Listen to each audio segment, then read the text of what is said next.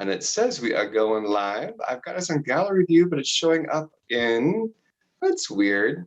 It's gallery view on my end. Hi, everybody. We're going to start in gallery view and move it over. Oh, okay. All right. The Brady Bunch Welcome. view. Here we are. All right. So I'll go ahead. That's what I like to call it. All right. So here we are. Per usual. It's just some minor tech things this morning, not big, nothing debilitating this morning. So I am Kat Udero, and I want to say thank you for coming to Third Eye Salon today. If you are one of our members that hangs out with us, or if you are a newbie, we love having you here. So on each and every week of Third Eye Salon, we look between the veils of reality and take a fresh look between the veils of reality, to be specific. And today we're looking between the veils of your choosing, because we're inviting you to show up today, our live stream viewers, to share your questions with Miss Linda in the live stream. And we're going to relay those to our guest today, Mr. Preston Dennett, who has written 28 books and hundreds of articles on all things otherworldly. So if you have questions on UFOs, ET abductions, or ET contactees, UFO encounters, OBEs, parallel realities, the matrix or the hologram that we're all living in right now, that seems so real, but it's kind of a hologram.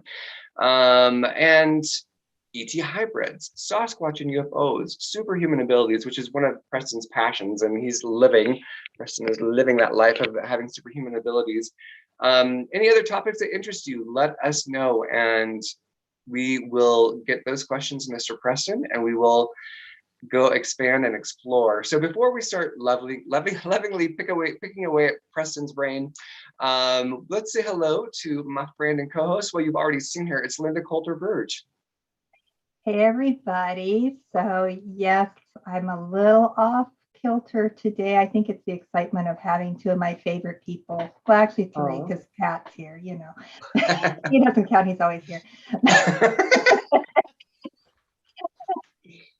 But having this amazing group of people here and being able to ask all these questions, because I know I always leave our shows wanting more information and asking more questions.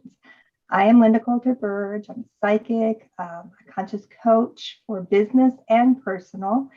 And I really am going to be asking you to participate a lot today in the live stream chat. Ask questions so that I can get them to our people. Now's the chance to ask all those burning questions.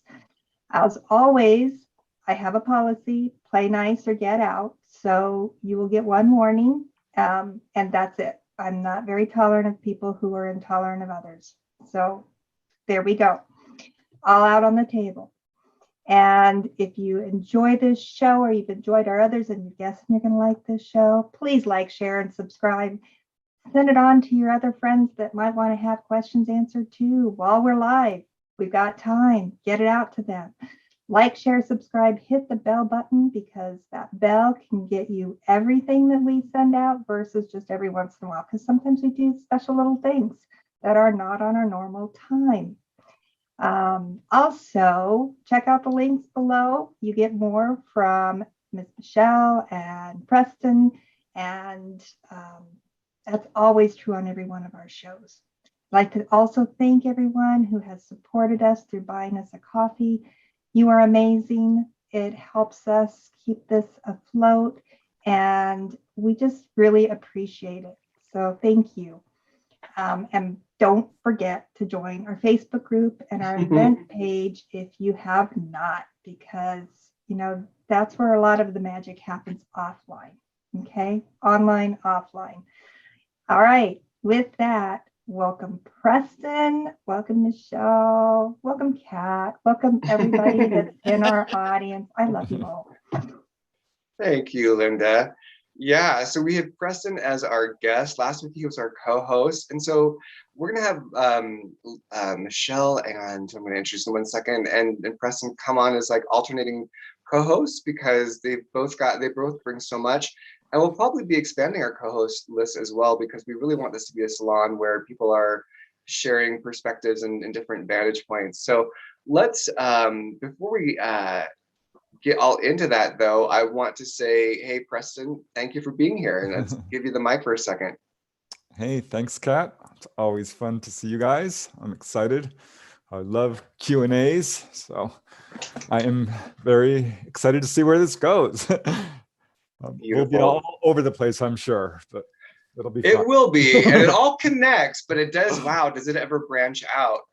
And so, yeah, I'm super excited. And so the Awakener, the Araku, Michelle Amberby is with us as co-host and is just a lovely goddess. Michelle, thank you for being part of our fun today. Oh my gosh, guys, thank you so much for inviting me back. I was so excited when you contacted me. I'm like, yay! It's just such a wonderful place, such positive energy. Everybody's so awesome. And Preston, you just totally like blinged my brain. The last time I saw you on, I was so excited. It's like, oh my gosh. So super happy to be here. I am the Awakener. I am a psychic intuitive, a medium. I'm an energy healer. I work with very high frequencies. I do light language. I'm a hypnotherapist. I'm a past life regressionist. I do coaching and consulting. I'm a spiritual teacher. I got all kinds of stuff going on. So I'm so excited to be here and just being able to just bring this love in another way, in a wonderful new way, out into the world with you guys, because you guys are freaking awesome and I love it.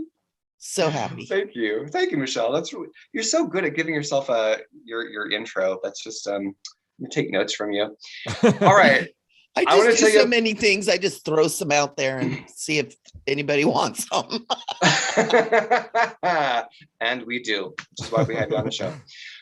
So I will go through Mr. Preston's bio. I would think that people know who he is by this point. He's really just like bursting through the scene these days.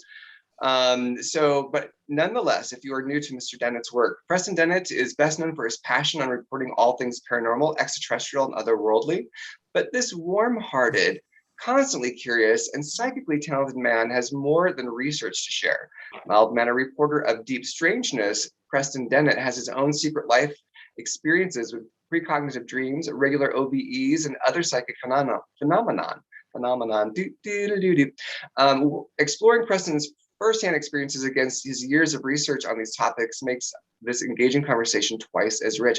And he's not so in the closet anymore. He has really come out in terms of having been on shows for his OBEs and whatnot since I penned that a few months back. So other things to know about Preston is that he began investigating UFOs and the paranormal in 1986 when he was 5 years old. I'm just kidding. When he discovered that his family, friends, and coworkers were having dramatic, unexplained encounters. Since then, he has interviewed hundreds of witnesses and investigated a wide variety of paranormal phenomenon. He is a field investigator for the MUFON, the Mutual UFO Network, a ghost hunter. It's probably a ghost helper more than a hunter, I would think. A paranormal researcher and author. I'm always like, don't hunt them, be nice to them. And the author of 28 books and more than 100 articles on UFOs and the paranormal. Several books of his books have been Amazon UFO bestsellers. He has appeared on numerous radio and television programs, including the Midnight in the Desert with Art Bell, Coast to Coast, and also the History Channel's Deep Sea UFO and UFO Hunters. His research has been presented in the LA Times, the LA Daily News, the Dallas Morning News, and other newspapers. He has taught classes on various paranormal subjects and lectures across the United States. He currently resides in Southern LA. So yeah, give us a thumbs up if you know and love Preston as much as we do, and or if you were excited to hear some of the inside scoops that only Preston has because of his extensive research. All right, let us get into it. So I've got a list of topics here, and I want people to go ahead and start putting in your questions, whether they're relevant to the topics or not. It doesn't matter. We just want to hear from you because this is our time with you. So you know what I'm actually going to do first before I do that? I will grab some questions from yesterday that we had people ask in our Third Eye Salon. I can speak UFO, not UFO, Facebook group, our Facebook group. Thank you. Wow, words. Okay, so one of the things that one of our audience questions were, Preston, do you have any information pertaining to which star nations will be participating in the official first contact this fall? So let's back up a little bit and say, Preston, what do you know about official first contact? Let's kind of get your understanding or insights on official I can talk this morning. Official first contact. Well, I'd have more coffee. Oh, well, we will see. You know, I think that official contact has been something that's been simmering on the front lines for a long, long time, and keeps getting pushed back a little bit as we slowly progress more towards, you know, oneness and love and trying to solve our own problems, because I think that's what the star people want us to do. It is really up to us. We have free will. This is our planet to evolve as we want to. So I think they're really wanting us to do all we can before they step in. So I don't know. We will see. I do think that there's going to be a wide variety of people out there coming to help, because we are not alone in the universe. Humans are just one of countless species. I know people talk a lot about grays, but in my research, it's almost endless. I do get a lot of reports of grays and various types of grays, but of course the human looking, the praying mantis, strange humanoids, the list goes on. I think people are going to be shocked when they see how very much like Star Trek it is out there. I mean, there is a long, long parade of ET types. It's endless. And I don't know if it's going to happen this year or next year, but it's going to happen soon, sooner rather than later. You can just feel it coming. I mean, times are changing fast. Wow. Oh, I can feel that as you say that. My legs, I had chills in my legs. Yeah, I think that there's this expectation, because with how do I say this? Because this is not, I don't want anything to become judgy or about separatism, right? So there is this narrative of disclosures happening this fall because there was a 50-year agreement signed, and that agreement is now over. And so I think we can pack a bunch of expectations around what that means.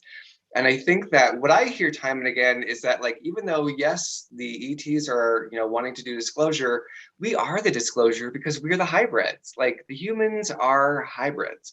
Like, we have to kind of come into this understanding that there's a much longer, bigger relationship with our star nations, and that people get freaked out about, it's like us versus the ETs, or the ETs are going to help us because we're the helpless humans. And it's like, no, there's a continuation. Like, they're not looking to save us. They're wanting us to, like, pull up our, you know, take off our diapers, put on some big boy girls and pants, and take our space. You know, it's not, they're not our, it's not versus, and it's not us versus the ETs, and it's not us, oh, please help us and save us.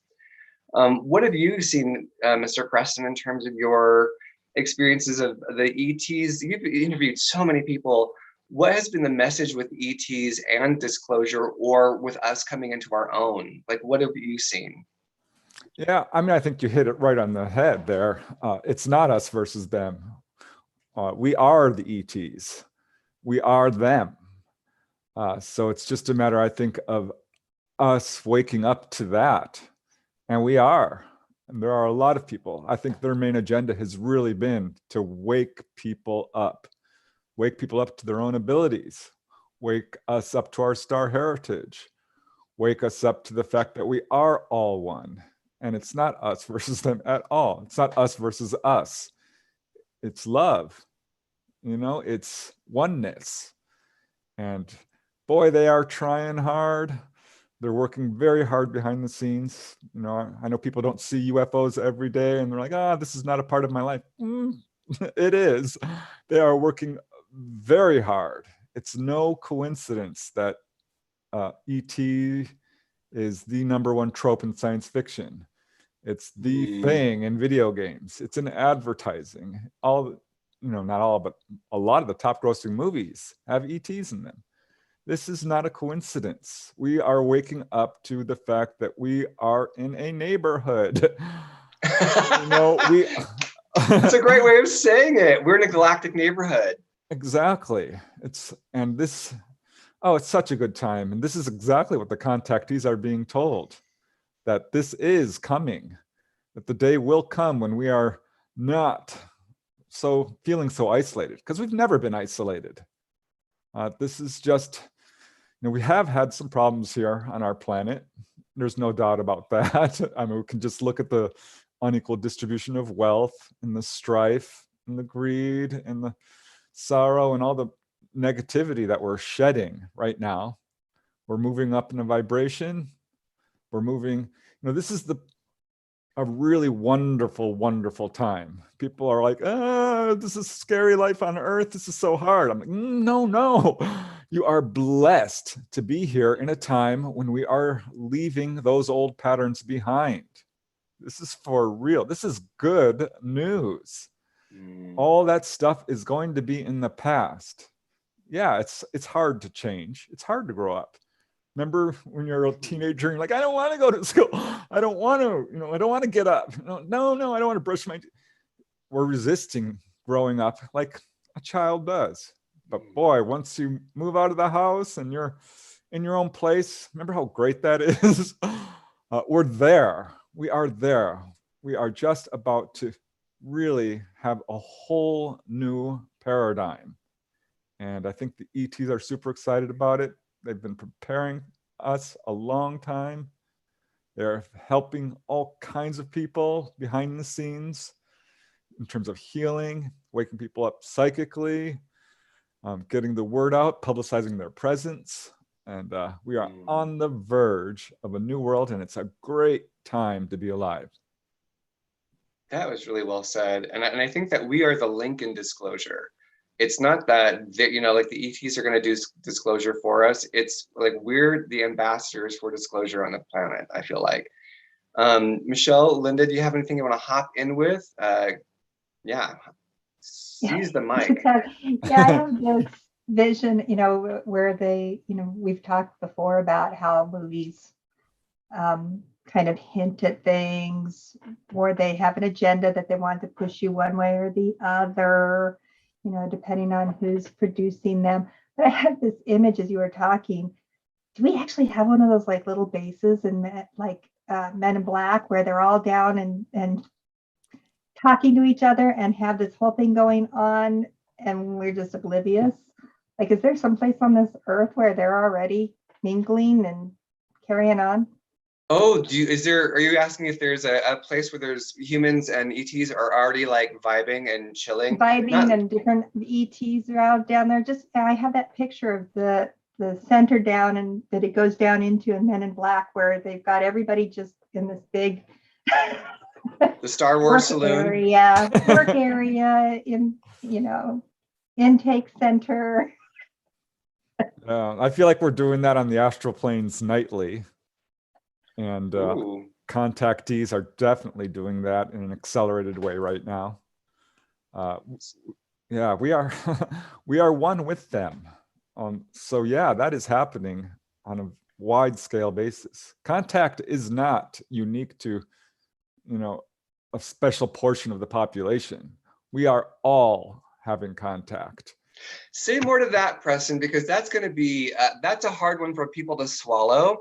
Because it's like, no, I would know, like, because there's people who are contactees or abductees, depending on where they are in their journey, and also depending on who they're, if it's my lab versus, their star family who's connecting with them, and depending on their affiliations. I mean, it's so wide and vast. There are just no boxes. People have these boxes, and you find out that the boxes have doors that lead to all the other boxes. So what do you see in terms of people encountering, having ET contact, but but they have no conscious memory of it? Like, what is that about? Because I've heard that too. Sherry Wild talks about that, where we've all been asked on some level, like, are you going to stay for ascension, or is this too much for you? Do you want to go? And that we've all had a conversation with our galactic family about that in what we call dream time. What do you know about that, Preston? What's your angle on that? Yeah, I mean, I know what I know intuitively. I know what I know from personal experience, and I know what I know from people I've interviewed. So I'm coming at this from a number of different angles. But as far as I can tell, everyone on Earth has some level of contact. And how do you know that? How do you know that from your, like, give us some facts on how you know that from your contactee interviews. Yeah, when I interview people, that's something I ask. I mean, there's a guy in England who is absolutely 100% convinced that everyone is having contact. And he's one of those people who are mostly fully conscious. And those are the ones I listen to more because they are the ones who are awake. What do you mean by that, fully conscious awake? What does that mean? A lot of people who have contact have a tendency to suppress it. They don't remember it fully. There is an amnesia aspect to the whole contact experience. And let's face it, there's a huge amnesia aspect to life on Earth.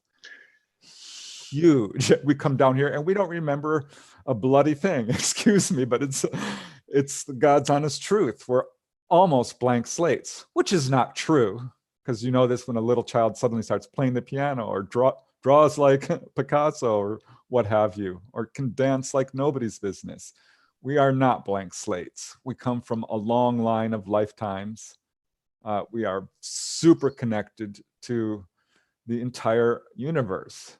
So this amnesia thing is sort of an illusion, I guess, would be a way of putting it. Because we are connected. And this is why we are all contactees. Because yes, we have past lives. Yes, we probably all have past lives as ETs. We are not individuals like we think we are. Individuality is a really wonderful Earth experience. And we are individuals and we will always be. But we're not like, it's not like people think it is. You are not trapped alone in your body in a way that leaves you, floating in an ocean of chaos. It's not like that at all. We are so connected. This becomes really clear when you start having out-of-body experiences or a near-death experience or UFO contact experience or any of these paradigms that will lead you to a greater understanding. We are one. You are one with the universe. You are the universe. You have all the power of the universe within you. And if a person like, well, I've never seen a UFO. I'm like, well, you are surrounded by a universe and you are part of that universe. And you have seen the movies.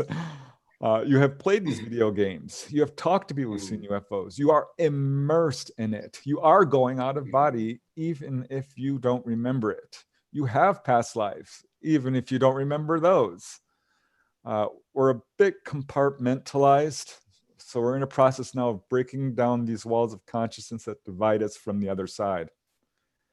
And now is the time to do that. And that's what the ETs are really working on, is sort of making us a more whole person.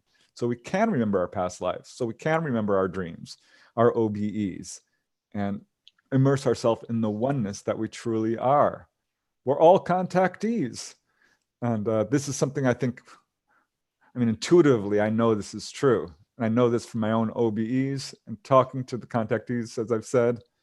How do you know from your own OBEs, Mr. Preston? Like, get in there and tell us, because you can say these surface things, but it's like, if we don't have context for it, it's really hard for people to embrace that. How do you know from your OBEs that we are all contactees? What have you experienced that confirms that for you?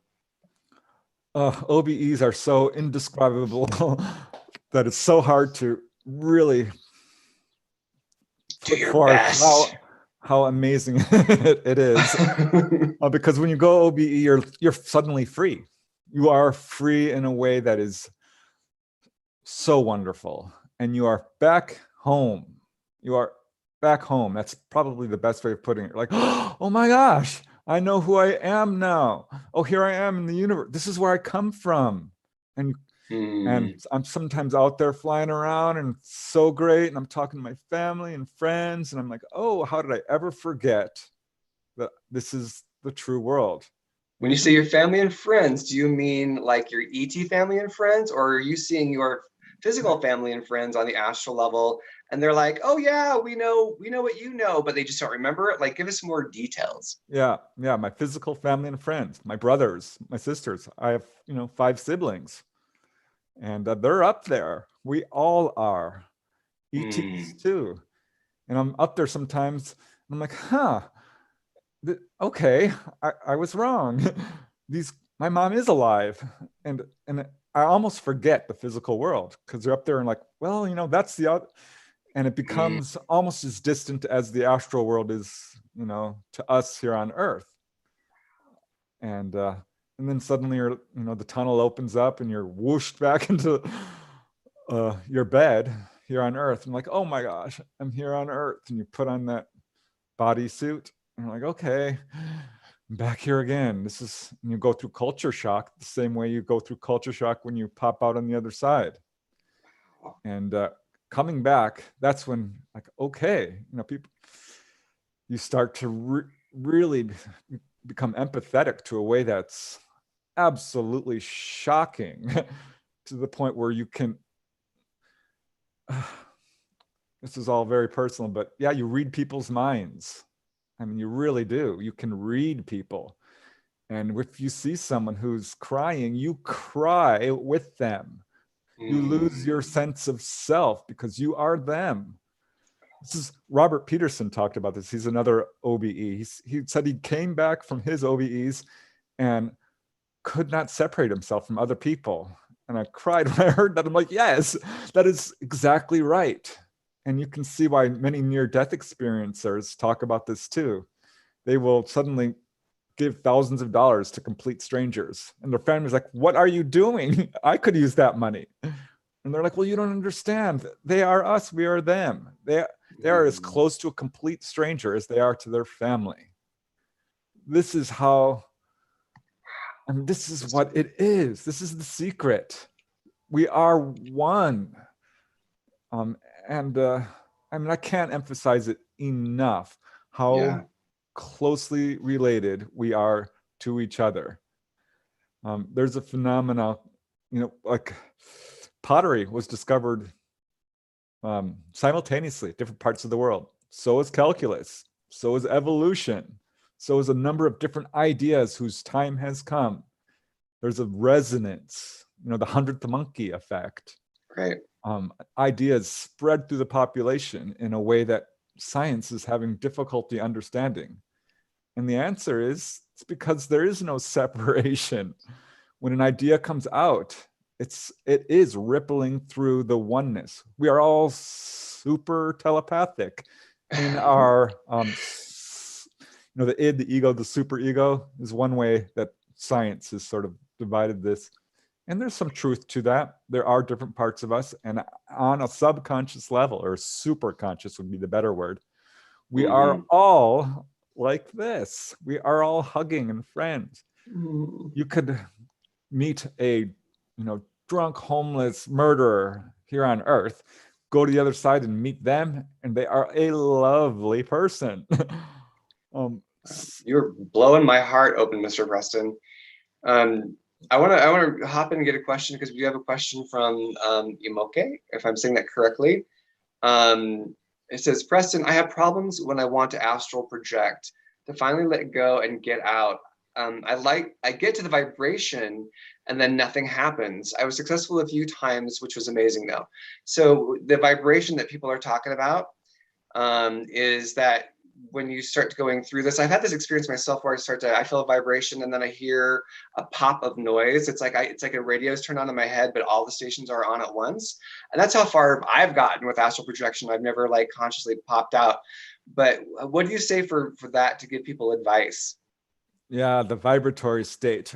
That is great news. If you're feeling that, you're there, because that is you basically touching the veil, the higher vibrating world. I mean, you are there. Have you ever had that feeling when you're falling asleep or waking up and you jerk? That's you just leaving or coming back. The vibratory state is super special. It is, oh my gosh, it can be very loud. You can hear like roar of a jet engine. You can feel this electric pulse pulsating through you. You can hear screaming, furniture moving, banging, popping. You might feel all kinds of vertigo or lightness or heaviness or pulling sensations. It means you're there and you have to persist.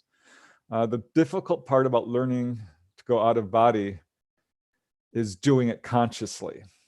And I think people have a tendency when they're beginners to be like, well, I want to just lay there, I'm fully awake, reach the vibratory state and pop out consciously. And that's not always how it works. The best way to do it when you're beginning and you're at that vibratory state is to persist. Do that every night. Meditate, relax, relax, relax. You can always relax a little bit more. Put up forth that intention when you go to bed and then let it go. And you will wake up in the middle of the night already out of body. Over 50% of my early OBEs began that way. So the idea is to really obsess yourself with this. That's when you'll be most successful, is when you put this as a priority. And it really is. It's, you know, we've got to put spiritual enlightenment at a much higher priority than we do. We have a lot of things that are important to us. Watching our TV shows, work, cleaning the house, you know, all the things we have to do. And this is one of them. And so I would recommend getting a book on out-of-body experiences and reading a few pages every night. And do the exercises where you relax, physically relax, all the muscle groups. And then do it again and do it a third time. And you want to reach a point where you're feeling the vibratory state and you're there. And then here's how you can get past that. Stop concentrating on your body. Stop concentrating on the environment. Stop concentrating on trying to get out of body.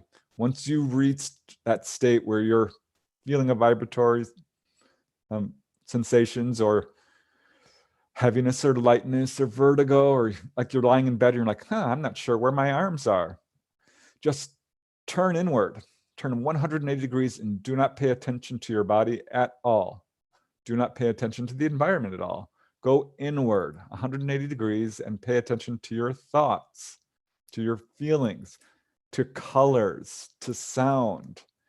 Go through a little color meditation of all the colors, from ultraviolet to blue to green, red, orange, yellow, white. And imagine white light. This works really well because suddenly you'll be just lying there in bed doing this color meditation, and you actually see the white light, and you'll be absolutely convinced someone turned the lights on in your bedroom, and you'll open your eyes and like, oh, or you might just fly right out of your body. This is the dawning of the clear light, as it's called in occult circles. And boom, that will pull you right out. Or just imagine a person, your deceased loved one, and you'll see their face. And before you know it, they'll be grabbing your hand and pulling you out of body. Or imagine the garden behind your house, a place you know really well. And suddenly it gets really lifelike and you're looking at it and you're leaning forward and boom, you're in it. And then boom, you're out of body. So it's a matter of ignoring the body, turning away from it, and not, letting go of trying so hard. You just put forth the intention and then you do it.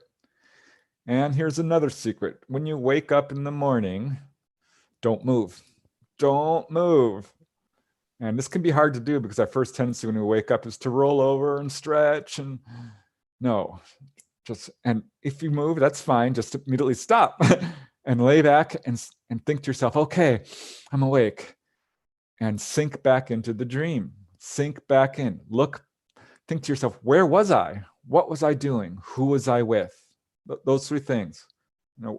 What was I doing? Who was I with? Where was I? And it's amazing what happens, because suddenly you will be pulled back into the dream world. And the dream world is the out-of-body world. When we pass away, we walk into a dream, and it's a lucid dream, and then it's the same thing. Going out of body is really essentially going in. because there is no outside. The universe is us. And space Okay, well, is... that, yeah, Miss Linda, hop in, because this is to bring us into holographic talk, but Miss Linda, hop in. So it brings us in all different directions, but one of the things that is coming up in a lot of different ways on the discussion is, how do you know if you are having contact? How do you remember it? What's the difference between ET contact and out-of-body experience? Are they all related? Yeah, they're related. There is a difference. You know, an onboard UFO encounter is not the same as a near-death experience, despite the incredible parallels. It's not this, you know, when you see a ghost, it's not the same as seeing Bigfoot. These are separate phenomena for sure. And yet they are the same pathway to the truth. They are a pathway to a greater awareness. And once you start having one, you're very likely to have the other. And it's all going to come at you at once, and it can be very confusing. But yeah, an out-of-body experience is very much like being pulled on board a UFO. It really is. Very much alike in a lot of different ways. And the after effects are also very much alike. And I think, you know, I remember when I was starting out, I'm like, oh my gosh, you know, I'm having all these lucid dreams and very dreamlike experiences and pre-lucid dreams and false awakenings. I'm like, am I doing it? Am I doing it? You'll know. You will absolutely 100% know. It reminds me of the time I had never drank alcohol before, and my brother's like, it's time for you to get drunk. I'm like, oh, okay. and we're drinking some alcohol, and I'm like, am I drunk yet? And he's like, no, you'll know. And I did. When it finally hit me, I knew. Am I drunk yet? And it's the same sort of thing. You will know. I remember when my first OBE was so shocking. I was lying in bed on my stomach. This was during the day I was a little depressed. It was not long after my mom had died, and I'm like kind of in despair a little bit. I'm like, oh, and I was doing the exercises to have OBEs, and suddenly the vibratory state hit me, which it had before, and I'd be like, and it'd wake me up, and I'd be like, oh shoot. And this time it hit hard, and I couldn't wake. I tried to wake up, or I was awake, but it got so strong, it got a little scary. And I thought I had stuck my finger in the light socket next to my bed, actually. I seriously did. Thought I was being electrocuted. Whoa. And I'm like, oh my God. What? And then boom, I popped out, and I was flung across my room into the hallway and right into the bathroom. And I knew right then and there that I was doing it. I grabbed the counter of the sink, and I looked into the mirror, couldn't see myself. And I shouted out to myself, I'm doing it. I'm doing it. You'll know. There will be no mistaking it. And I got pulled. Yeah, I got pulled right back in pretty quick. There was someone in my room. I'll never forget it. I'm like, hey, who are you? I couldn't see them. In the beginning, it's hard to move, to see, to stay awake. But it's all practice, and I mean, it sounds like the practice is play. Hey, Michelle, hop in. I want to hear you. Do you have something that you'd like to bring in? Well, you know what? One of our guests have an amazing question, and she's asking if Earth humans have ever used telepathy as a primary form of communication in the past. Excellent. Yeah, that's Latia Howland. Yeah. Or Lydia. Maybe I'm not sure how you say her name. Or Lydia. Latia. Yeah. Lydia. Yeah, 100%. And I've talked to some contactees about this. And if you look in the ancient writings, there's the story of the Tower of Babel. And apparently this is when language became a thing. Because before this, we were all telepathic. And this is how ETs communicate. They are telepathic. And this is what a truly grown-up species does. They communicate that way. And this keeps them grounded in oneness. And this is why ETs don't have money or crime or a federalized government or anything like that. They are cooperative. They are one. They recognize their relationship to each other. What one knows, everyone knows. And we were like that. Early humanity was very telepathic, as far as I can tell. I can't prove this, obviously, but having experienced telepathy, and telepathy is the norm on the other side. I mean, you teleport, you communicate telepathically, you levitate, you walk through walls, you do all the things that Superman does here on movies on Earth. That's who we truly are. And language is what divided us. It's really unfortunate.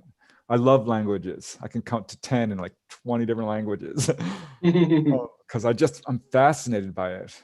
I learned French. I can speak it, but I can't understand it that well. But I'm trying to learn Spanish because I just find it fascinating how alike they are. And language is largely telepathic itself. Well, I think that there's a lot to be said about, I think pulling it back to the whole thing of the Tower of Babel, that was done intentionally, where something was switched off in humans so that we could be telepathic. It was a way of confusing and controlling. That's my understanding. That's like my intuitive knowing. And I've heard this other places, but it was also like an intuitive understanding. It was like, oh, it was like an opening up in my head of like, oh, the Tower of Babel. That was like, okay, we've given the humans too much. We need to pull back and take away something because they actually are too close to our level of understanding, and we want to have a little bit more control. So that was a choice of, genetic switch, is my understanding of being able to close that off. But I want to, and again, like at any point there are questions that come up, please drop them in, because Preston has got so much information. We can flip a switch and he's going to download for miles. So we want to hop in here and get those questions. So I have a quick question. Yes, can I jump in? Please jump in. You know what, Preston, you were talking about like and out of body OBEs. I'm learning the language. This stuff is so fascinating. And I do a lot of meditation, guided meditation, channeled meditations with my clients and students. And as you were talking about your experience with being out of the body and experiencing all that, what is the difference? Because I don't know if I've had an out of body experience. I think I have, but I'm not sure. But like I take people on these journeys and their frequency, they lift people's frequencies, take them out of their present time and take them on a journey, to a garden, whatever we're working on. How is an out of body experience different than a journey like that, where they're maybe more being taken out of the mind? I'm not sure. What is the difference? Do you know what that? Yeah. I know that may be a strange question. No, I know exactly what you're saying. And I'm going to give you sort of a trick answer. Not really. I am just a humble guy, you guys. I don't know the answers. But I'll tell you what I. Yes, you do. I yes, do know. you do. Stop. We all have out of body experiences. We all have them. You're having them every night. And that's the God's honest truth. You're having them. And so when you say, oh, I've never had one. Well, yes, you have. That's what dreams are. And yes, those are out of body experiences. And there are gradations of them. There's remote viewing. There's intuitive flashes. There's guided meditations. These are reaching out. These are forms of dissociation. Reading a book. Have you ever read Harry Potter? And you're in that book and you're like, wow. And then you wake up and 2 hours have passed. And you're like, that's an out-of-body experience. Reading is a perfect introduction to what it's like to have an out-of-body experience, because you are there in that world and you are seeing it, feeling it, tasting it. And I think people who are great readers have a little bit of a step up on people who don't, in terms of learning how to do OBEs. So yeah, these are all OBEs and various gradations of it. OBE is a misnomer. The fact is we are all on the other side, fully conscious at all times. Oh, wow. We, having separate bodies is a misnomer. Our astral body isn't truly separate from our physical body, from our etheric body, from our, akashic body, our causal body. It's one body. And what we are doing is sort of flowing our awareness between. And here on Earth, we're doing an experiment here on Earth. We're reaching out in a way that is really experimental and deep and new. And we're coming down, and it caused a little bit of a problem with separation and this forgetting. And so we're here on Earth going, why? Ouch, this pain, my headache. Where am I? I'm lost. I'm sad. Why do I feel homesick? I don't belong here. It's because, it's so hard to describe. Your true self is on the other side. And when you go out of body, what you're really doing is not like necessarily separating. You are growing. You are sort of expanding. You are like you're shifting your awareness to these other layers. Like what I'm getting is that these are all layers of one thing, and you're shifting your awareness into the various layers, which each layer has its own dimension of understanding and awareness and experience. And so it's more of like consciously bringing this bit of consciousness to that bit of consciousness, which this bit of consciousness may not be really connected to, but it's all still there vibing. Which brings me back to here's where I want to switch into, because this is also something our beloved Jillian Leonard wanted to talk about, and I was like, me too. So I want to talk about the whole holographic field and the fact that we are in a holographic field, or what we call the matrix. And that, because you said earlier, like there is no outside, like this isn't outside, this is also inside. What we're experiencing as outside is also really inside, and which is mind-blowing. And Michelle was one of the people actually that helped me start to really get my head turned inward, because she was like, Archangel Gabriel is inside of you, Archangel Michael is inside of you, they're not outside of you, they're inside of you. And it was like, let me smoke some cannabis and take a hot bath so I can meditate on that. Because I was just like trying to grasp that one. But what I want to know, Mr. Preston, is what do you know about the matrix that we're in, and how it relates to the bigger reality, or the more real reality that we're not so consciously aware of? Okay. Yeah, the Matrix was an amazing. What do you know about the Matrix? That the ET said about the Matrix? What have you experienced about the Matrix? Crack open the Matrix. Yeah. Before you you're answer, Neo right Preston, now. can we invite Keanu Reeves? You're Neo. I'm gonna right call now. him real quick. I think that's why that movie really just sparked a huge awareness and just went viral, is a good way of putting it, because there was a level of truth to it that really resonated with people. And there is absolutely a matrix aspect to the universe, I think. And that movie portrayed that in a real way. No, I don't think we're hooked up to some machine somewhere. But in a way, if you could, a good analogy would be that's your higher self. And your body here is, the avatar, so to speak. And, here's a point I want to make about, opposites. There's an enigma to the universe. There is light and dark. There's up and down. There's hot and cold. There is, like the darkest darkness, it's probably really bright because there's always a darker aspect. There's this weird enigma to the universe. And yes, there is an outside and there is an inside, but at the same time, there's none of that. There is no opposite. So this is all part of the weirdness of this universe. And I think it speaks to this matrix aspect, because the universe, the physical world is absolutely real. When you bump your head, it hurts. It's real. Don't tell me it's not. I've bled. It hurts. But on this another level, we know for sure this is a hallucination. I mean, science has proven this. When you see something, when you touch something, when you taste it, it's all just electrodes going off in your brain.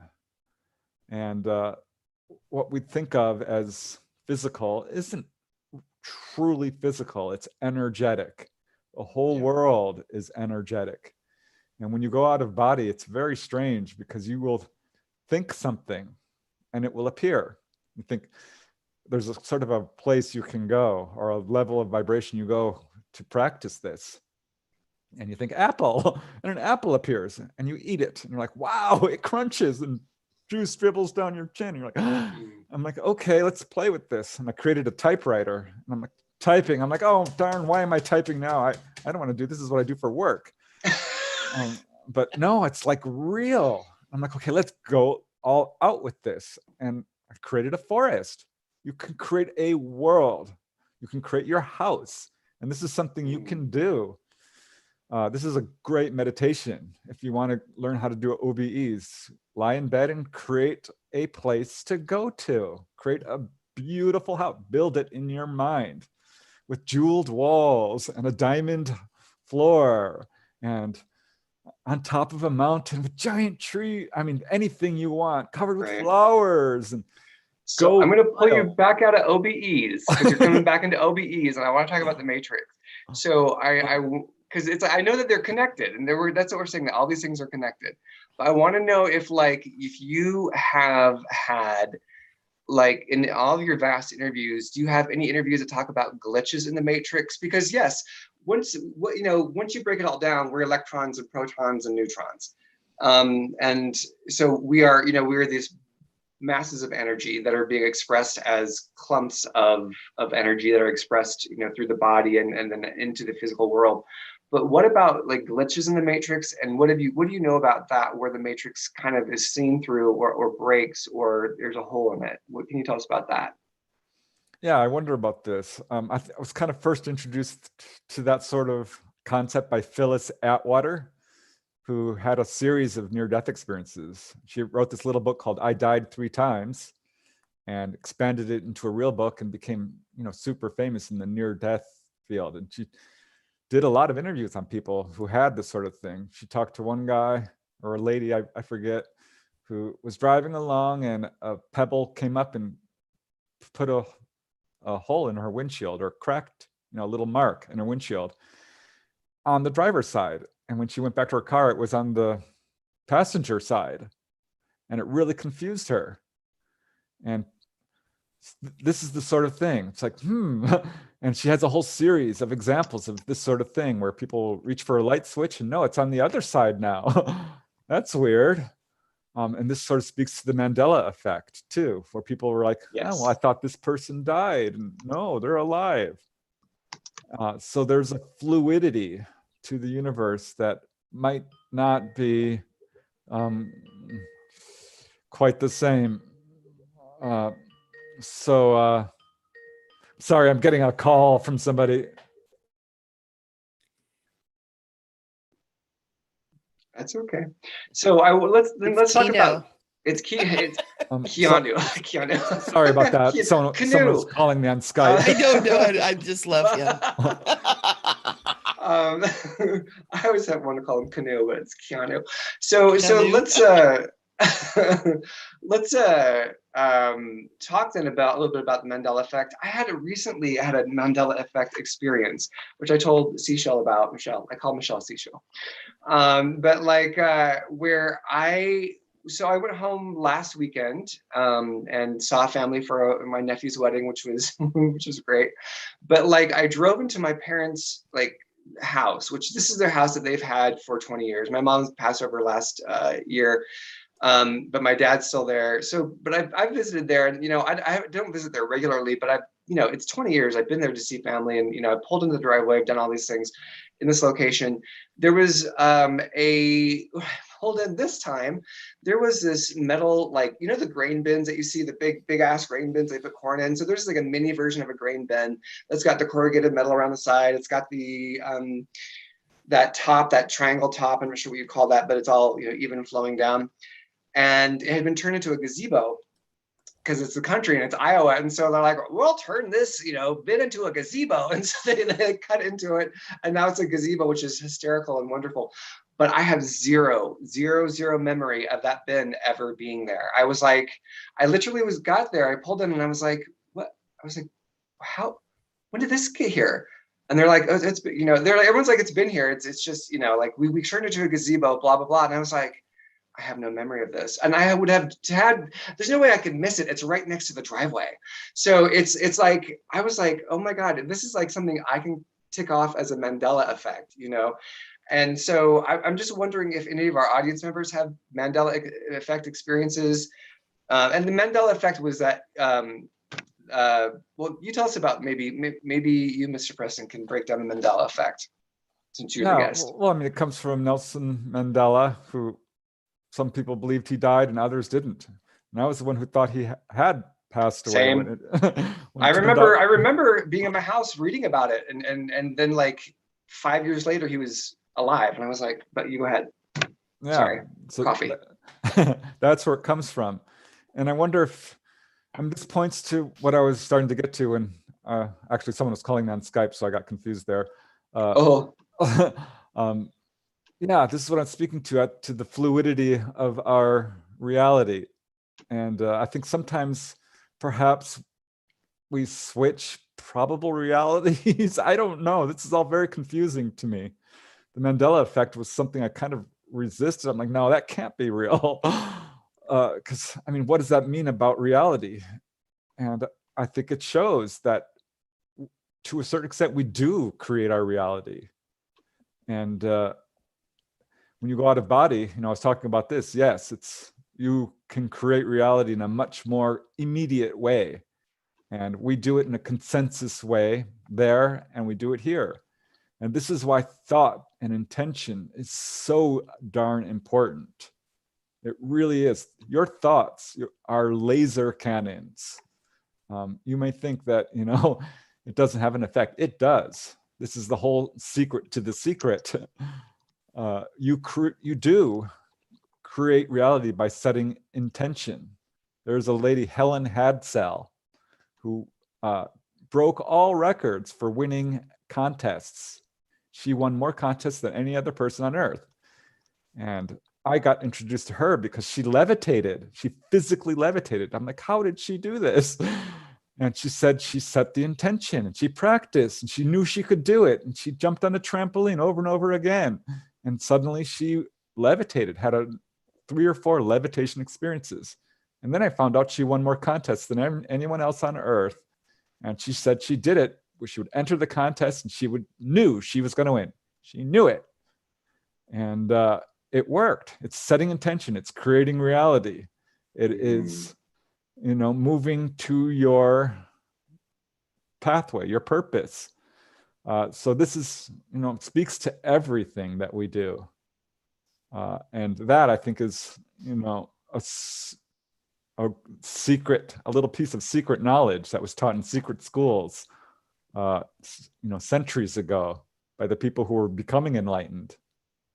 And it is part of all of this in a real, I think it speaks to this matrix aspect. Is reality is real and it is objective, but on the other hand, it's completely subjective. And that's that opposite thing.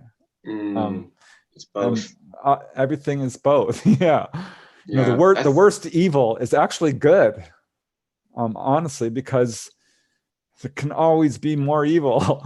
The brightest bright is actually pretty dark because it's going to get brighter. There's an unending aspect. Continuing.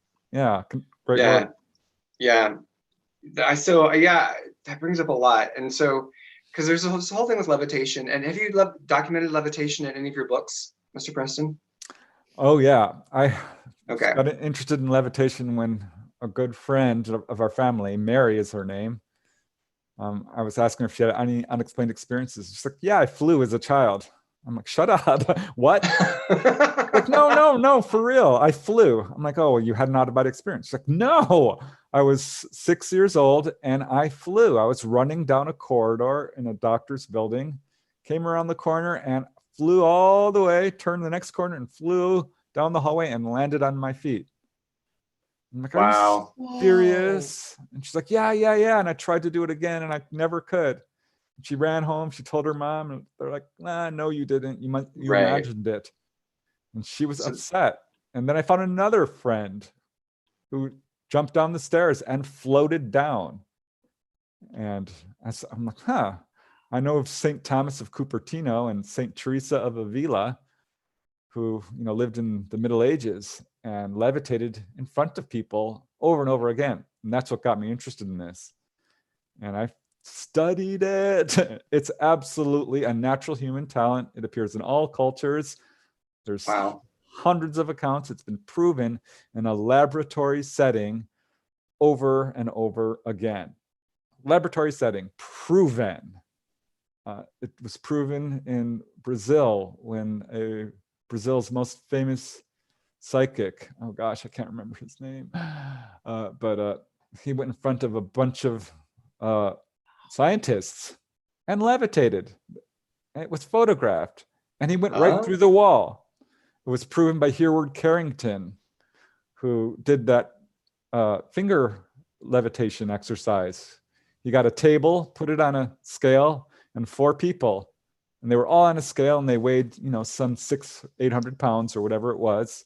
Had them do rhythmic breathing, and then lifted one person up, and the scale lost like 50 pounds each time. First it was 50, then it was 53, then it was 51, then it was 54. Over and over again, he proved it. Baron Schrenk-Notzing proved it with the medium Rudy Schneider, and did it in front of a group of scientists and convinced all of them that levitation was real. Eusapia Palladino, another medium who could levitate, went all across Europe for like 30 years proving levitation. This is not speculation. All this makes me feel like I'm falling behind and I need to really work on myself so I can get in.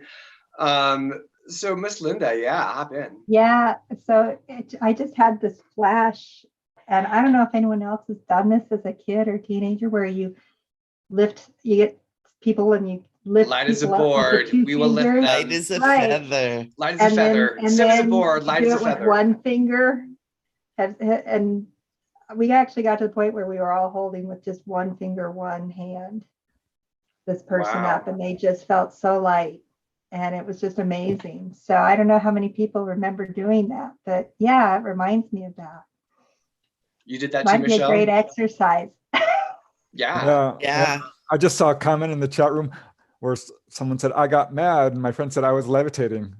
Oh, that makes me chuckle, because their anger, that sort of feeling of anger, is part of this. And it's very strange, because sometimes, you do telekinesis on the other side. And I'm like, wow, I'm moving objects all the time. And I always think I've discovered telekinesis. And then I wake up. I'm like, shoot. And so I was going out of body once. I'm like, oh, I want to go to one of these schools, because there's schools of knowledge you can go to and learn things. And I'm like, I'm going to go to a telekinesis class. And I did. And I was in this field and everyone's doing telekinesis and I'm doing it. And all of a sudden people are gathering around me and like, how are you doing that? How are you doing that? And I'm showing them, it's all about willpower and intending and kind of summoning up almost anger.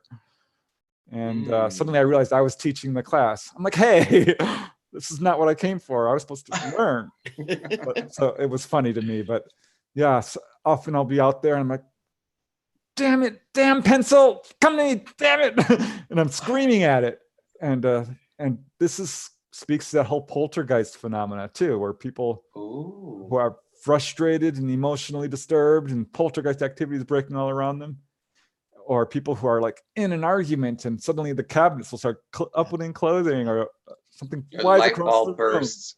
Yeah. That's that energy. TV and radios blow up around you and car alarms go off. And Linda, you have no experience of that. What are you talking no about? experience in taking down computer networks or anything like that. So yeah, this is a part of our brain that can absolutely move physical objects, which aren't physical. This is great. Remember? Right. Because it's still all energy. Like it's energy to energy. And it really is, it's our belief and understanding. That's the whole turning down our dial, you know, losing the telepathy, losing the telekinesis, losing all these things is part of our, you know, turning down our dial so that we think that we're separate, we think that we're boxed in, and we're not. We think there's an outside, and there's not. This outside is still inside. I wanted to hop in because Linda Thompson, when I was talking about the whole driving up and seeing this grain bin and being like, what the hell? Like, this is, you know, she was like, timeline change. Was it a timeline change? And it's actually one of the thoughts I had at the time. So thank you, Linda. I was like, ooh, I think I'm not getting chills.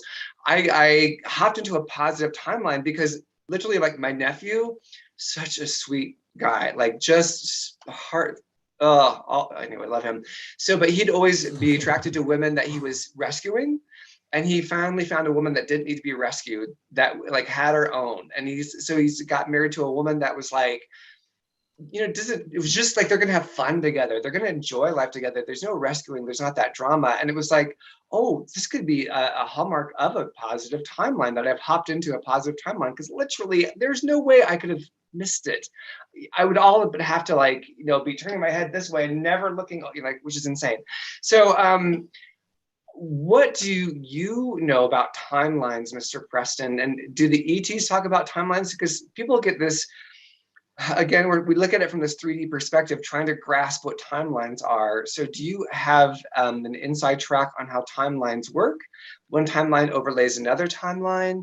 The Mandela Effect is about timelines converging, and that, like, old timelines that were no longer relevant are, you know, overlaid into this positive timeline.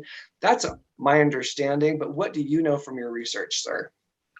I have to say, this doesn't or hasn't come up a lot for me in terms of people I've interviewed with ET contact, or I haven't really explored it. This is huge in science fiction. I love science fiction. And that sort of trope turns up over and over again. And there's obviously something to it. And I am guessing here, I suspect that when a person reaches a certain vibration or on a certain pathway in their life, that they can resonate to a certain timeline and maybe just hop over because they are like this. And all it takes is one decision to, you know, enter a different timeline. Each decision we make pulls us into that timeline. And we are likely hopping timeline to timeline to timeline to timeline. I'm thinking that life experience is very fractally, and we're going down these pathways, and eventually we will be able to explore them all in a real way. So if you made one decision one way, there's another you that has made the other decision and is exploring that.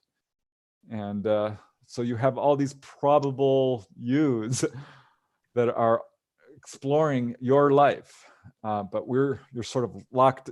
You feel like you're locked into one timeline when really you're not. You're popping all over realities. You are switching realities daily with each decision you make. And maybe sometimes there's a big old shift and there's that water tower and like, what the heck? I think we've all had that experience, and I think people have a tendency to just be like, well, I guess I just didn't notice that tree before. Right, we dismiss it. Right. What do you have to say, Linda? Well, that's also, you know, when I work with clients, one of the things I say is I don't do windows and I don't do fortune telling. And lies. You know, you totally do fortune telling. I don't. I believe that we all have so many different avenues, choices. I can give you ideas of choices you have, glimpses of here's different things, but I'm not going to say, oh, this is what's going to happen, because you have all these choices in front of you. And I was going to mention, probably for me, with that whole timeline and thought and manifesting and glitches and remembering, like sometimes I feel like I remember the future and I remember the past and I remember different timelines, and all of that is intermixed. And the movie Arrival, how many people have watched that movie with Amy Adams? Yeah. Oh my God. When I watched it, it was like, finally somebody gets it. Finally the circular thought pattern, this circular time and communication, somebody put it into a movie. And it's about a first contact, and that's how they communicate. They learn that they have to communicate in this rounded timeline. of communication of backwards, forwards, it's all connected. So if you haven't watched that one, I highly recommend it. Yeah, the present moment is where we're at. That's our moment of power. And the past, in a way, doesn't exist, and neither does the future. Mhm. In a way, they all exist at once. And as you become more aware and you raise your awareness and you expand, you start to really expand into the past and the future and become one with time. Time is an aspect that's very sequential on the physical plane, but you go to the other side and boy, you are swimming in time. And every time I would, not every time, but often when I'd come back from an OBE, I'd have visions of the future, dreams that would come true. And it's wild when it happens because you'll be sitting there, you know, usually it would happen to me the next day. And suddenly the world starts to get sparkly and dreamlike and fluid. I'm like, oh my gosh, I'm deja vu, deja vu.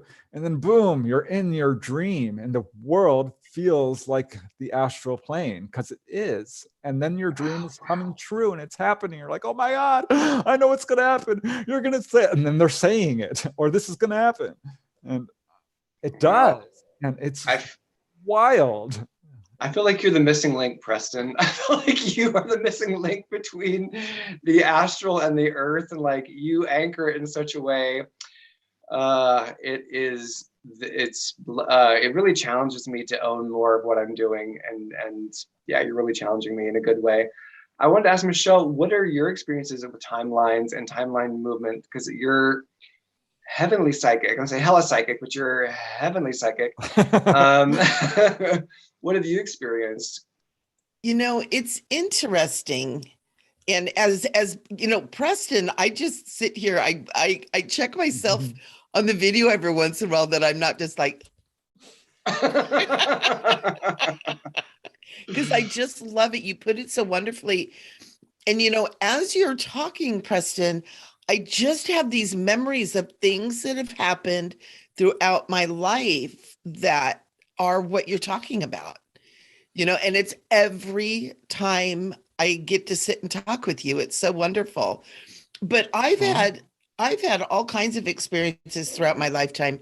With the timeline thing, I think I tend to jump timelines kind of a lot, but I'm very fluid in my thinking. When I was a child, I was very imaginative, right? Like so many of us. I know that people that are watching this know exactly that. I mean, I can feel you guys. I can actually feel people that are watching that were very imaginative.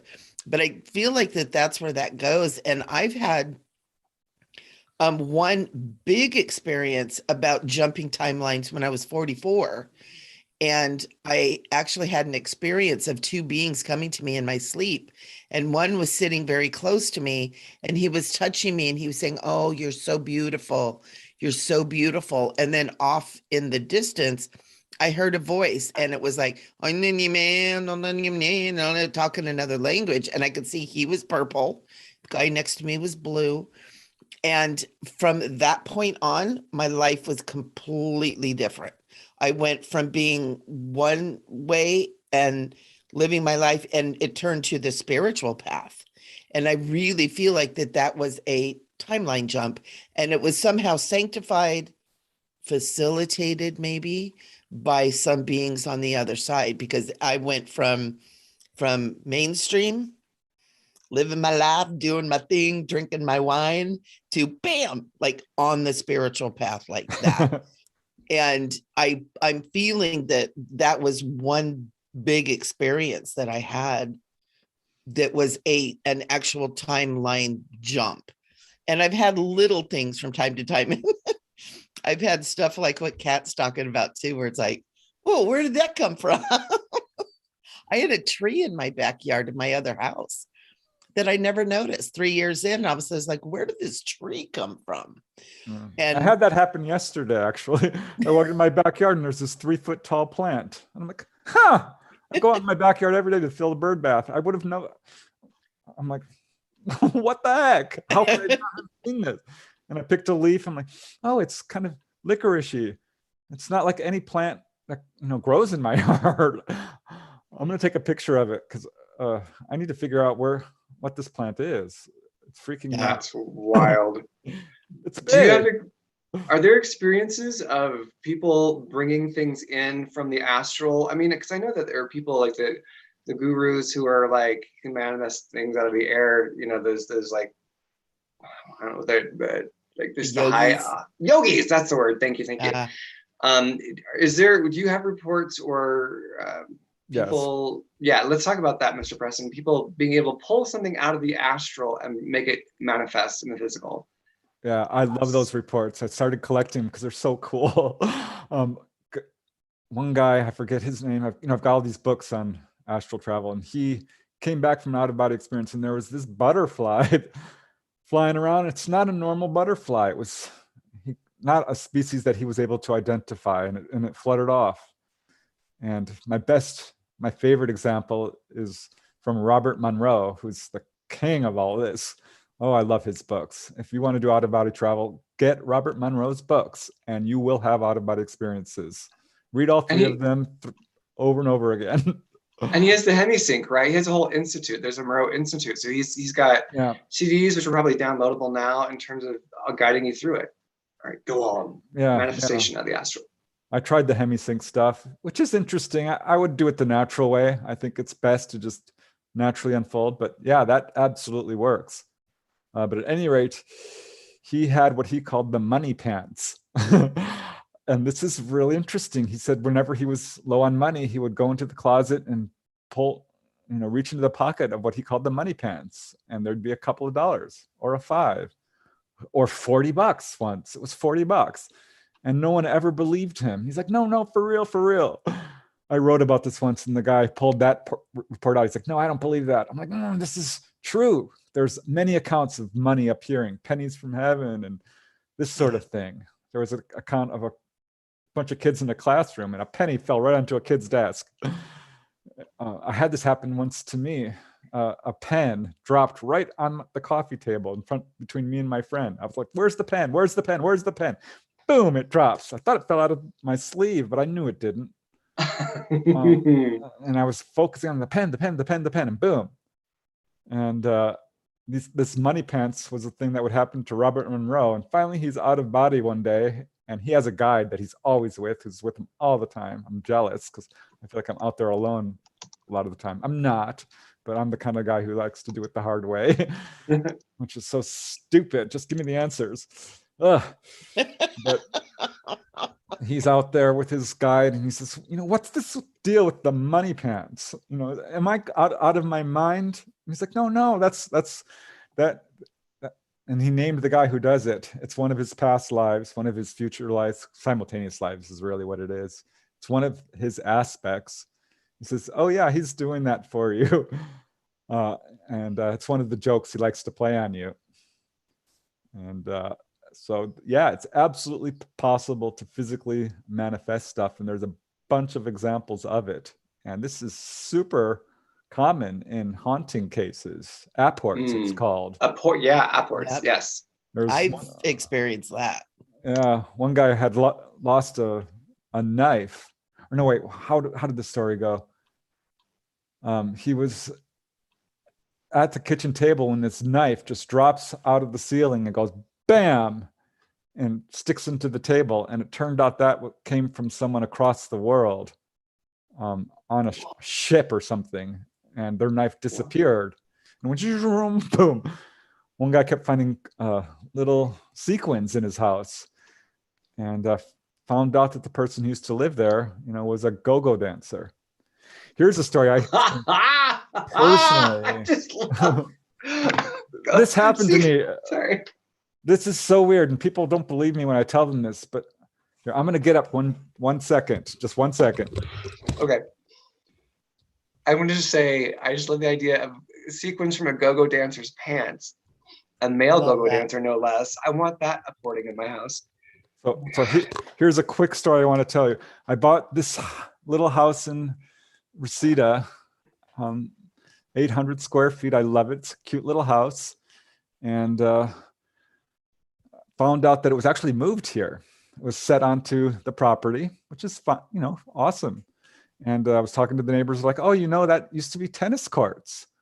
I'm like, oh, that must be why I keep finding tennis balls around the house. And it's a 4,000 square foot lot. It's tiny. And then I would find another tennis ball. I'm like, well, this is impossible because I've lived here for 3 years now. And where's this tennis ball coming from? And I would put it, and then it would disappear. I'm like, where's the heck is that tennis ball? And this was like before I found out these were tennis courts here. And then it was just a couple years ago, I found another tennis ball. Look at that, brand new. This was in my yard, and none of the people next to me have tennis balls. They were both retired old ladies on either side. They don't play tennis. They're not throwing tennis balls into my yard. Well, all I can think is like a dog would they throw tennis balls for dogs, but that would be chewed up and drooled. No, and they don't have dogs. They don't have dogs. No. And what I'm thinking is, have you ever been playing cards or catch or something and the ball disappears or a card disappears, drop something that disappears?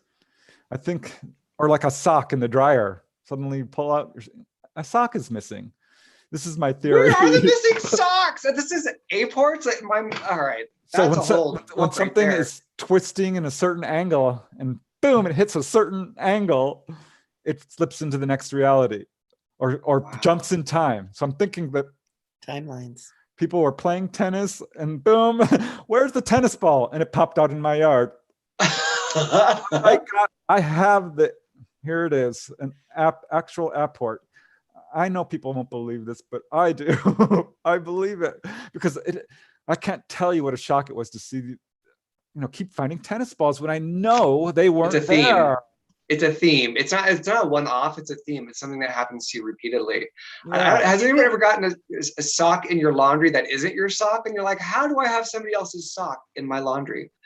I have a quilt. I have no idea where it came from. A baby quilt.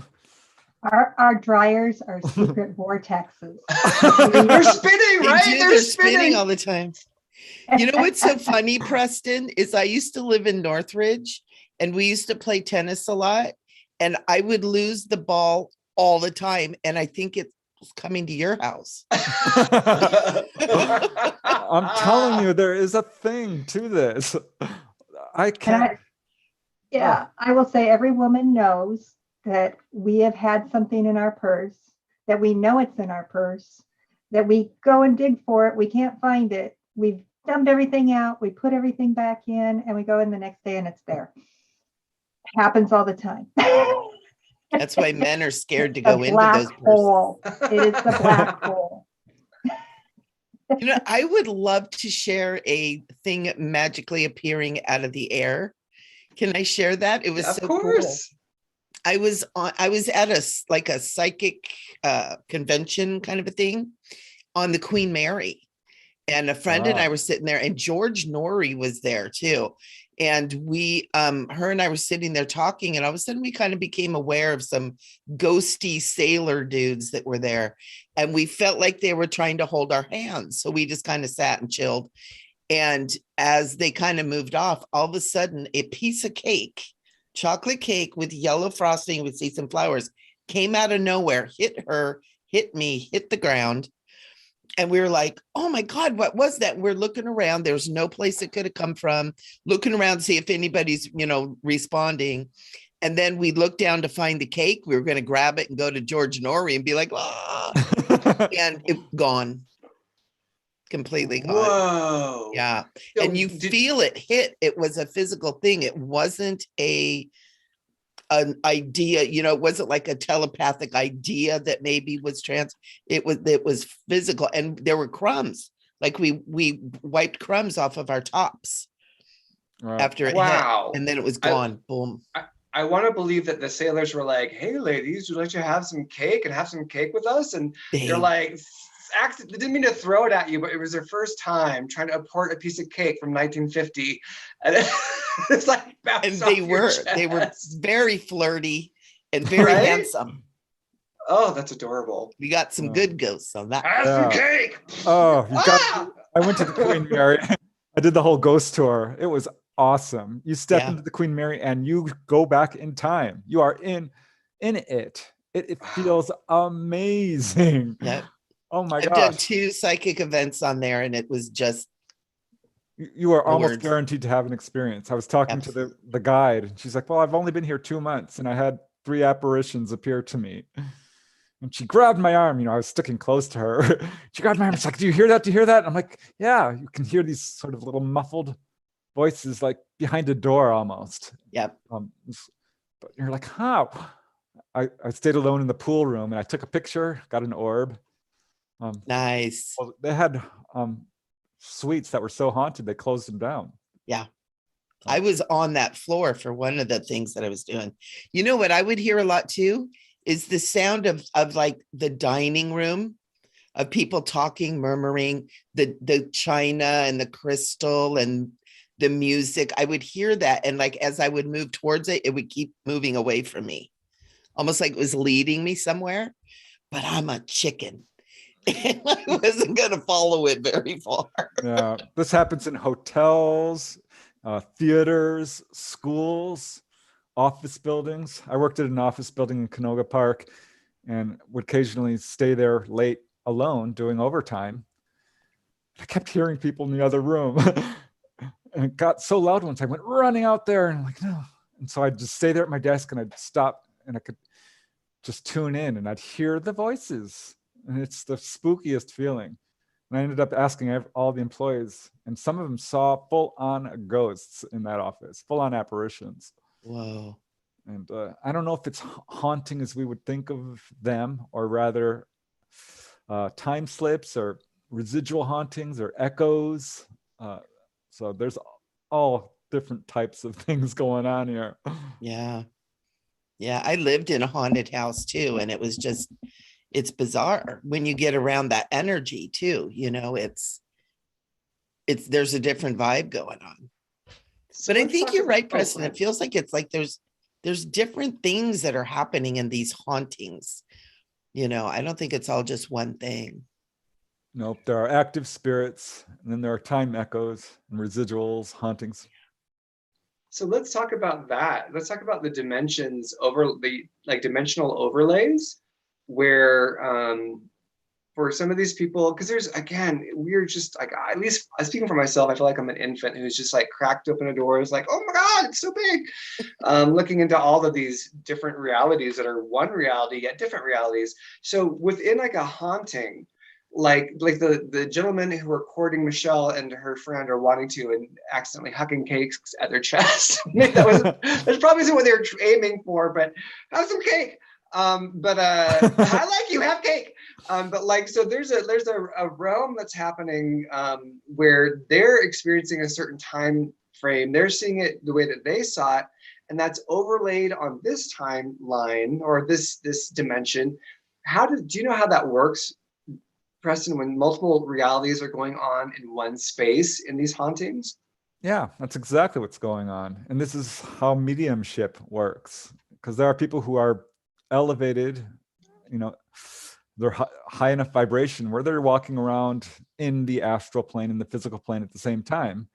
And it is the same world to them. And there's this lady in Maine I talked to who's a contactee and a medium. She's worked with the police. She's, found missing people. Actually, I've talked to a bunch of people who've done this.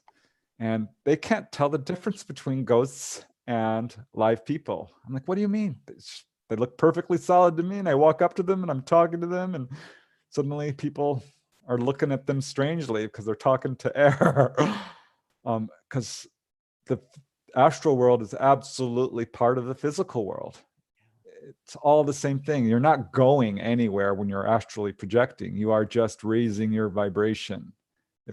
And the heavenly realms, same thing. They're right connected to us. And it's all, one. I would say that it feels like there's distance, but there isn't any really distance. The concept of infinity sort of proves that. Yeah. Because if infinity goes on forever, what does that make distance?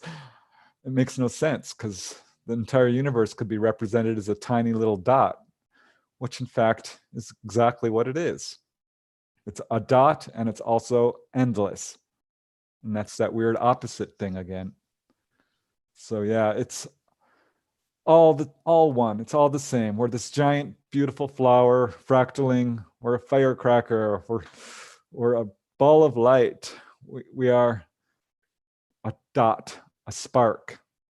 We are the Big Bang, and we are a tiny little speck. We're all of it. All at the same time.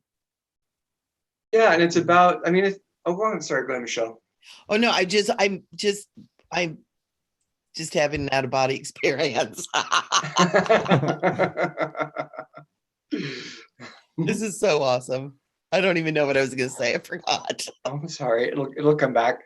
Well, I was going to say that it's the whole thing of like consciousness is non-local. Like that's the thing that they're just discovering with like quantum physics is that, by just, I mean, within the last 20 years, but like, it's like that 2030, but like consciousness is non-local, which is the whole thing with remote viewing and being able to see somebody who can see multiple timelines coming at you at once and, you know, being able to choose. Yep, that's what clairvoyance is. You can see anything anywhere at any time. Remote viewing, this is all pretty much the same thing, an out-of-body experience. People talk about mind-body separation and dissociation. It's true. I studied multiple personalities too, because Ooh. I was very curious about it. You know, Sybil was the real famous case, but I found it fascinating because it teaches a lot about the mind. And what I found is that in every single case of multiple personality, there's a personality who's super psychic and just absolutely connected. And this is because they had such trauma as kids that they were forced to go out of body.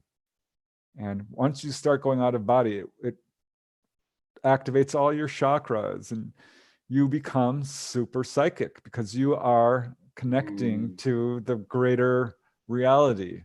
You are flowing through time. It's like breaking the glass that holds you in and your essence spills out into the universe and into other people and into other timelines. And you would start remembering past lives and having telepathy and clairvoyance. And you become super psychic. It's awesome. You can feel your chakras. Chakras are a real thing. Kundalini, all of this. We're all going to wake up. It's a natural thing to be superhuman. We are all Superman. We can do everything Superman does. Immunity to fire. You know, bullets will not touch you. Superhuman strength, telekinesis, precognition. This is not a superhuman ability. This is a natural human ability. Well, let's piggyback on that one because I Can I really ask want something really quick, Kat? I'm sorry I'm interrupting. No, Michelle, you. sorry, your time's over. Preston, no, go ahead. Hop in, Seashell. You know, Preston, when you're saying that about being superhuman, you know, there's these kids that are doing this thing called parkour, where they're like leaping and flying, and I'm like, oh my, and running up walls. Is that all part of what you're talking about too? That expanding into those parts of our mind and the ability that we have, is that all part of that too? Yep. You can see this in sports stars, basketball, where they leap up and they're like, my gosh, it looks like he just went 10 feet in the air. Or hang time. Baryshnikov said he would actually levitate at points. And yeah, you see this with all kinds of athletes.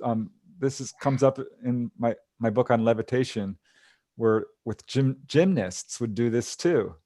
And some of these people could go into a trance and do these gymnastic feats that were absolutely mind-blowing. Yes, we have the ability. Once we start to unlimit ourselves. I was watching the reality show Survivor, and there was a guy on there, Ozzy, I think was his name, who was just winning all the challenges. And everyone's looking at him like, how did you just leap up that tree? How did you fly up that rope? And he's like, just don't limit yourself. You can do it. You can do whatever you set your mind to. And I loved that guy because he had this sparkle in his eye and he would just smile and he was showing people how you can unlimit yourself and do anything. There was a case where a guy was being chased and he walked on water. He ran across a stream, ran across it and didn't get wet. And everyone was looking at him like, how the heck? And they had to stop because they were afraid of falling into the rapids. And he found himself on the other side and he was just as astonished as everyone else. Wow. It's like those kids who lift cars off their, loved one. They'd run up and they'd throw the car off. And they don't know how they did it. They did it by unlimiting themselves. This is so good because I want to then weave this into what we're experiencing on the planet right now, because there's a lot of fear and there's a lot of reaction and there's just also a lot of division. We were talking about that before the show started, where even within the quote unquote enlightened community, there's still a lot of division and saying, well, if you're really enlightened, then you'll do this, you would never do that. And it's really divisive. And I just want to say that all of this comes back down to the truth of who we are, and what Preston is saying is that we are unlimited. And no matter what's going on around you right now, if you realize that you are in a matrix, if you realize that you are in a holographic field, and that you don't have, like, if you choose to say what's happening to me is real and I must react because this is happening to me, as opposed to, oh, I'm going to impress my will upon the matrix and the matrix will respond to my will, because I've chosen this path of mastery, whatever it looks like. Like, that is the difference, where you can pull yourself out of any victim situation, of any victim relationship, and start to consciously choose to impact the world and impact the matrix, as opposed to reacting. I had a dream, and then I'll toss this back to everybody, but I just wanted to kind of share this because it was something poignant, where now so the dream was like, I had this dream way back in my 20s, so many years ago. I had this dream where I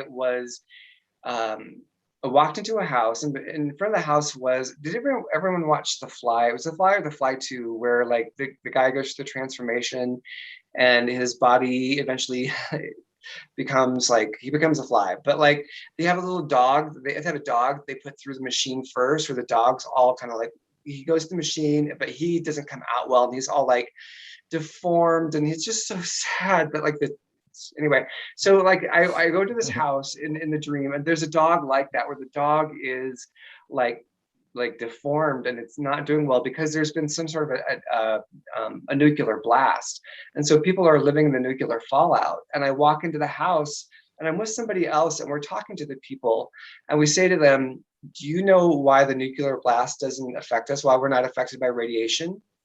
We don't allow it. And it was this thing of like being in that world that's been impacted, but like, we don't allow that. We don't agree to participate in that. And therefore it's not part of our experience. And it wasn't like, the whole point was to like help these people realize they could do the same thing. And I feel like we're obviously not in a nuclear fallout, but we are in a time of great fear and a great panic. And for us to show up and say, you know what, I choose to impact, not be impacted by. I choose to impress rather than be impressed upon. What's your all thoughts and feedback on that?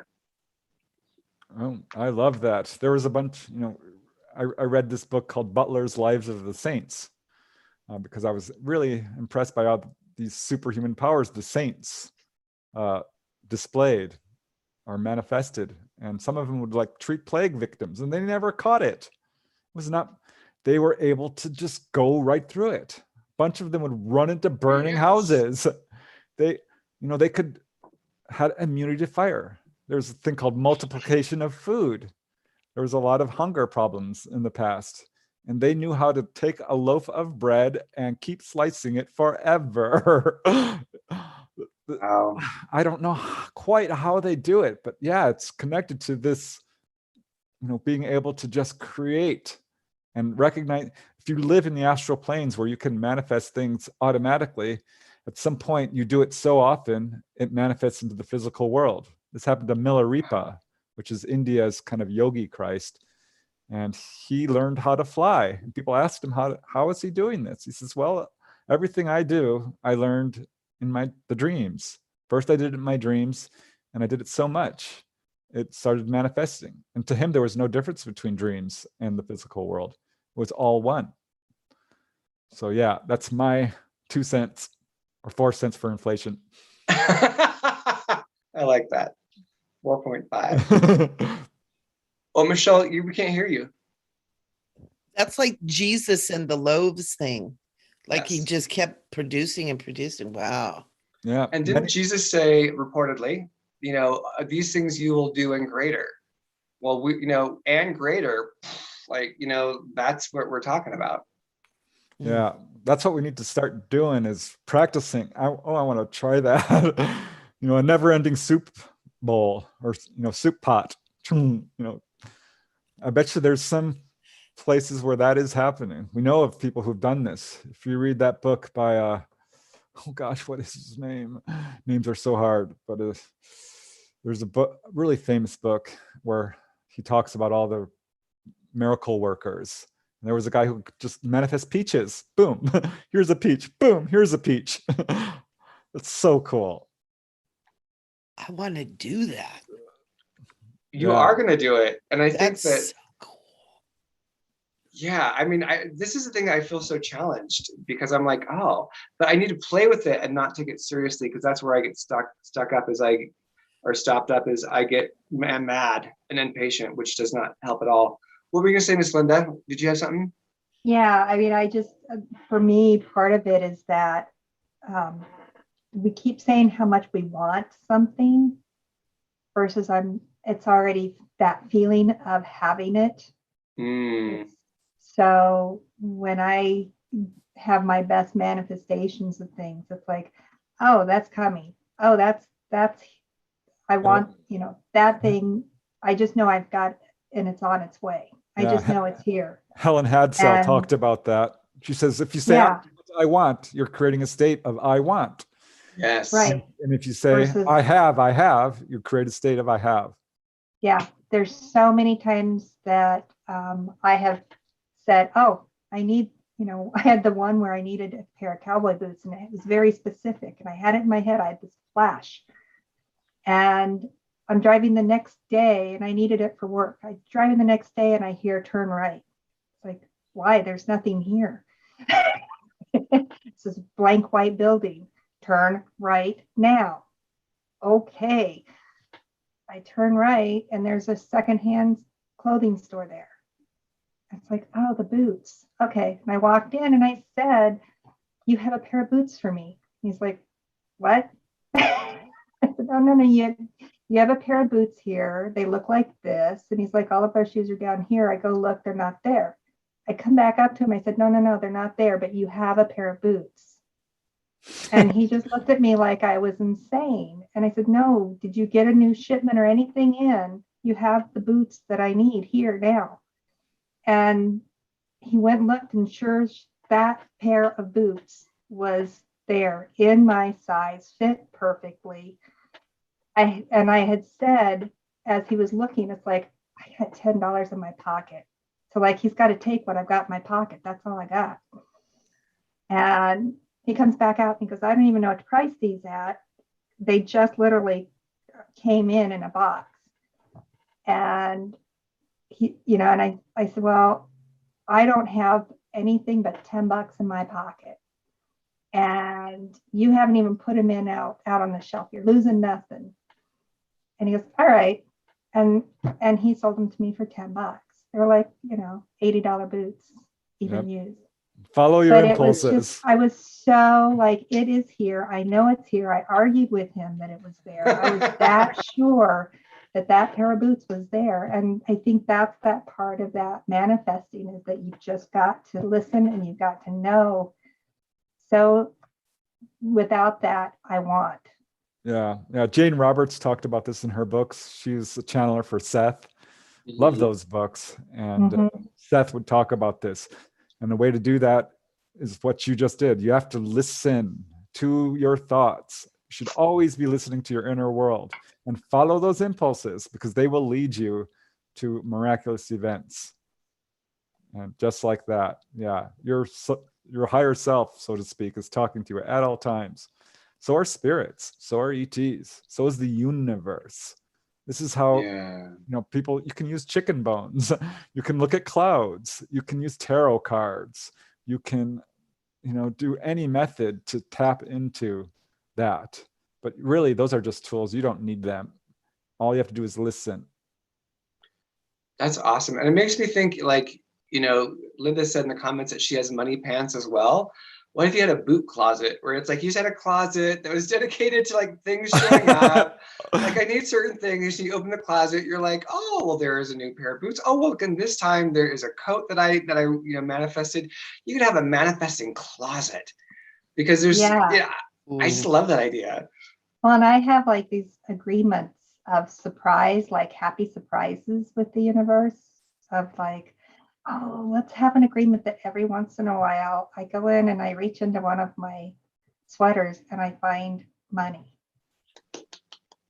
And I do. Sometimes, like, not money pants, money sweaters. But yeah, it's like this ongoing agreement, like, let's be surprised by happy stuff, cool stuff. Oh, I love that so much. Or I'll pull open a drawer and there's like $100 bill, and it's like, I don't remember putting $100 bill in there. Oh, you're giving me ideas. We can design the machine like a dryer. It spins and it'll manifest anything. They talk about like Star Trek has the whole is it a simulator? It's where it creates things out of whatever. The holodeck. And yeah, well, it's also a thing where it's like they're gonna push some buttons, Earl Grey, hot, like, press the buttons and it appears, and it's like, and they talk about that now as like being new technology, well, they'll be able to replicate things, but it's like secretly we can already do that shizzle. It's like we don't even need the replicator. We can agree to having a magic clothes dryer that like pops things out for us. We go from socks to $20 bills to a computer to a new boyfriend. Hey, what are you doing in there? Get out of here. I've been waiting for you. Yeah, I'd manifest feasts of food on the other side. It's so much fun. Brownies and chicken nuggets and ice cream and orange juice and Neapolitan ice cream, and just gorge. Oh, it's wild. So when you eat and stay thin. Well, Preston's gonna stay thin anyway. I think he has the metabolism of a hummingbird. But when you're on the astral plane, can you really taste and feel the food and experience the food? Oh yeah, and it feels real. It feels real. I mean, 100%. Real in terms of this physical plane. 100%. Oh my God, that's gonna solve so many problems for me. Those chips are crunchy. That ice cream is cool and soothing. The orange juice just it dances in your mouth. It's actually in some ways more vivid, and in a weird way slightly more subtle. Because I would track it. I'm like, it's going down my throat. I'm tasting it, and it would kind of disappear right here. I didn't fill up. Wow. It wouldn't fill you up and sate you in a way like where you can overeat. No, you can't. Right. That's my heaven right there, is where I could just eat all the different foods I've never had before and just live it. Oh, wow. You're giving me so much hope. All right. Well, we should probably start wrapping up because we have about 5 minutes left. Ask one really quick question. No, wrapping up. Go ahead. Preston, I'm looking on Amazon right now at your books. Oh. For someone who's just starting in all this stuff, aka me, what would be a really good book to start with of yours? I think in terms of spirituality, I would recommend my book on out-of-body exploring, just called Out-of-Body Exploring, or Human Levitation. I love that book.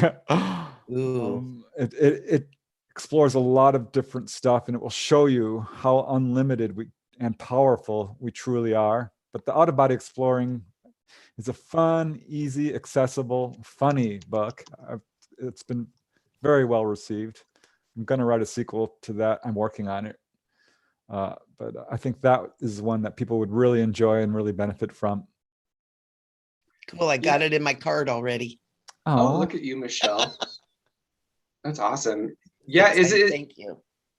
Is it a how-to book, Preston? It is. Yep. Okay. From beginner to advanced, how to do it. And it starts off, because a lot of these books just dive right in and they're a little intimidating. And I noticed that. I'm like, wow, they're kind of glossing over the whole beginning process. So I really focused a lot on how it begins and how to start doing it. All right, I'm gonna get that book too, because I just feel like I just feel so inspired. Yeah, great question. Great question, Michelle. Great question. We appreciate you asking questions like that for our audience. I'm just gonna lean into it. Let us go ahead and begin our wrap up because we got 4 minutes left. So Miss Linda, would you like to thank all of our people that have been with us today? No. Okay. Bitter. Hashtag bitter. No, I have loved all the conversations we've had, that we've had so many wonderful people in here. Please like, share, subscribe, even after the fact. It helps bring those other people who are trying to learn and discover and find their safe family of all of us weirdos here that just love our flossomeness and the wonderful things that we are as a collective. Have them join us by liking, sharing, and subscribing so they can find us, okay? It's part of what we ask you to do. Love that sass. I'm not even going to ask, I'm telling. Okay. I'm volunteering you. Got it? I'm volunteering you. And make sure you check out the books of Preston. He's got amazing books. Thank you, Michelle, for joining us. Thank you, everyone. Love you guys. Be in our Facebook group. Continue the conversation. And switches to the Brady Bunch. Switches to the Brady Bunch duo, so Oh, everyone wait, can say goodbye. And Kat, do you want to cover next week? Yeah. Absolutely. Yeah. Yeah. So for sure, thank you, Michelle, for being co-hostess with a co-mostess. Love you being here with your energy and insight. And of course, Preston, I have a crush on you already. It's just deepened today, so I can't help it. This is how it is. You're just so good. You're such a beam of love and hope and light and truth and transdimensional. You're like the transdimensional station is Preston Dennett.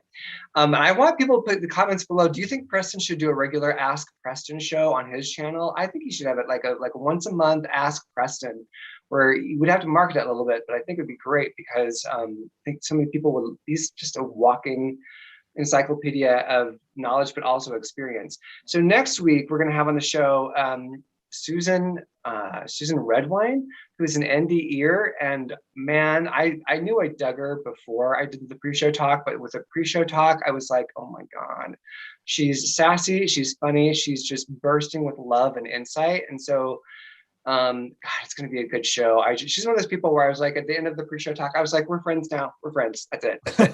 And she's like, okay, we are. So she'll be on next week, and Michelle will come back as our co-host and be with us on that one, which is fantastic. And other than that, we love you. Check out our links below. Give us some little moolah if you love the show, just to support the show, because we're expanding and going to be doing more, and that helps us do more. And yeah, I think that's all I really got to say. We love you. Be kind to yourself, be kind to others, and impress your love upon the world. We don't have to be passive. We don't have to be victims. We don't have to be, life is happening to me. Life is happening through us, for us. Bring your love and press it upon the world, and let's change it together. That is all I got to say. Love you. We'll see you next week. And if Miss Linda, I guess, I got the magic button. So we'll see you next week. Magic button. Say goodbye, Bye, everybody. Bye, guys. Bye-bye.